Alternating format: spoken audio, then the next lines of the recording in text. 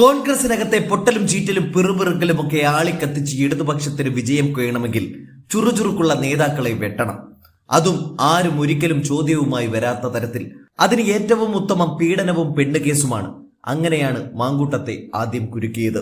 ഇന്നിപ്പോൾ ശ്രീനാദേവി CPIയുടെ പത്തനംതിട്ട ജില്ലാ പഞ്ചായത്ത് അംഗം വെളിപ്പെടുത്തുന്ന ഒരു വെളിപ്പെടുത്തലുണ്ട്. ഒരു ഞെട്ടിക്കുന്ന വെളിപ്പെടുത്തൽ. മാങ്കൂട്ടത്തിനെതിരെ ഒരു പരാതി കൊടുത്തിട്ടുണ്ടല്ലോ, അതെന്താണ് എന്ന് ചോദിച്ച് ഇല്ലാത്ത കഥ മെനഞ്ഞുകൊണ്ട് മാങ്കൂട്ടത്തിലെ ഇരകളുടെ എണ്ണം കൂട്ടാൻ നോക്കുകയാണ്. അവിടെ ഷാഫിയെയും പൂട്ടാം എന്നവർ പദ്ധതിയിട്ടു. കാരണം മാങ്കൂട്ടം ശിഷ്യനാണെങ്കിൽ ഗുരു ഷാഫി എന്ന് വരുത്തി തീർക്കാനുള്ള മനഃപൂർവ്വമുള്ള ശ്രമം. അങ്ങനെ വരുമ്പോൾ കേരളത്തിൽ ഇടതുപക്ഷ സർക്കാർ ചെയ്തു കൂട്ടുന്ന വികസന മുരടിപ്പിന്റെയും ഖജനാവിൽ പൂച്ചപ്പെട്ട് കിടക്കുന്നതിന്റെയും ഒക്കെ യാഥാർത്ഥ്യം ലോകം അറിയില്ലല്ലോ. എല്ലാവരും മസാല കഥകൾക്ക് പിന്നാലെ പോകുമല്ലോ. അതിനാണ് ഇപ്പോൾ കേരളത്തിന്റെ ഒത്ത രാഷ്ട്രീയ കളത്തിലേക്ക് കരിവാരി തേച്ചുകൊണ്ട് ഷാഫിയെയും മാങ്കൂട്ടത്തിനെയും ഇറക്കുന്നത്.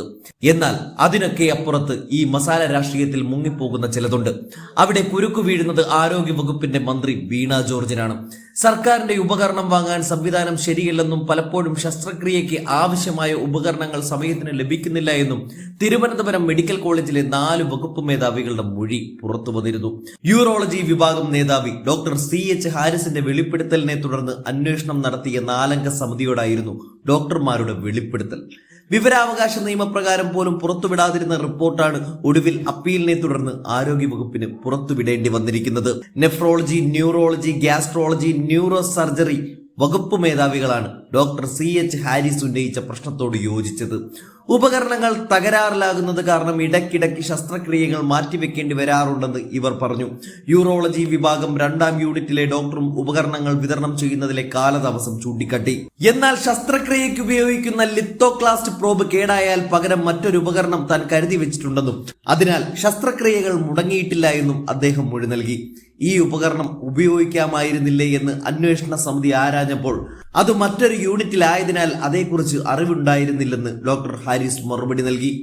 ശസ്ത്രക്രിയയ്ക്ക് ഉപയോഗിക്കുന്ന ലിത്തോക്ലാസ് പ്രോബ് ആവശ്യപ്പെട്ട് 2024 ഡിസംബർ 19 ഡോക്ടർ ഹാരിസ് കത്തു നൽകിയത്.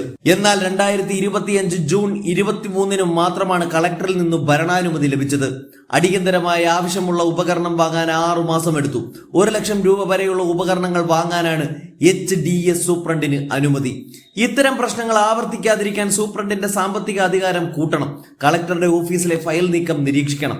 Alappuzha medical college principal doctor B Padmakumar, Kollam medical college forensic വിഭാഗം മേധാവി doctor Ranju Raveendran, Kottayam medical college superintendent doctor TK Jayakumar, Alappuzha medical college nephrology വിഭാഗം മേധാവി ഡോക്ടർ S ഗോമതി എന്നിവരടങ്ങുന്ന സമിതിയാണ് ആരോഗ്യ വകുപ്പിന്റെ നിർദ്ദേശപ്രകാരം അന്വേഷണം നടത്തി റിപ്പോർട്ട് മെഡിക്കൽ വിദ്യാഭ്യാസ ഡയറക്ടർക്ക് കൈമാറിയത്.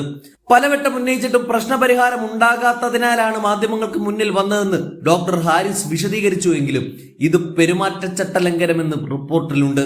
യൂറോളജി വിഭാഗത്തിൽ നിന്നും മോസിലോസ്കോപ്പ് എന്ന ഉപകരണം കാണാതായതിനെ കുറിച്ച് വകുപ്പ് തല അന്വേഷണം നടത്തണമെന്നും സമിതി ശുപാർശ ചെയ്തിട്ടുണ്ട്.